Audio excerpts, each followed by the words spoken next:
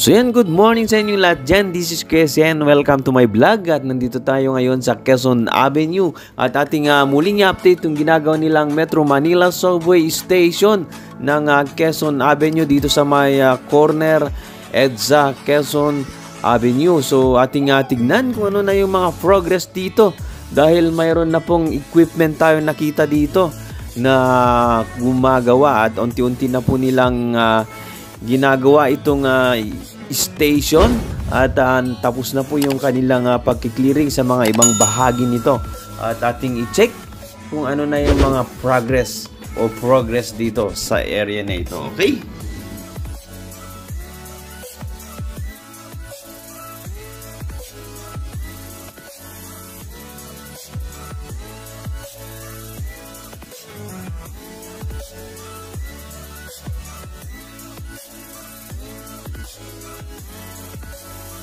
Sa mga bago pa lang dyan at sa mga hindi pa po nakapag-subscribe, please like, share, and subscribe po para ma-notify po kayo tuwing may bago tayong upload. At paki-comment na rin po kung ano po yung masasabi nyo sa project na ito. Maraming salamat po!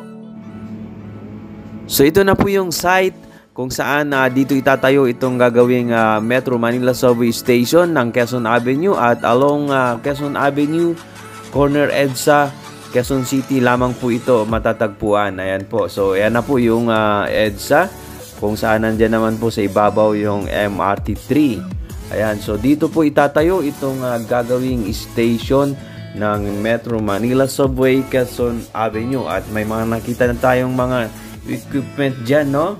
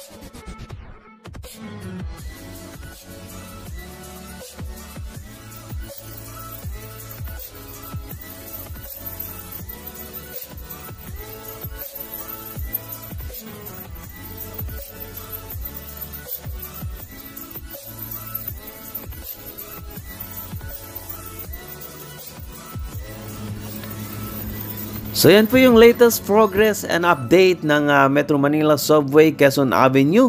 At ating muling update ito sa susunod na mga araw dahil tuloy-tuloy na po ang kanilang paggawa dito dahil itong katabi niyang station dito sa North Avenue Metro Manila Subway ay tuloy-tuloy na ang paghukay dyan. So ayan, abangan nyo po.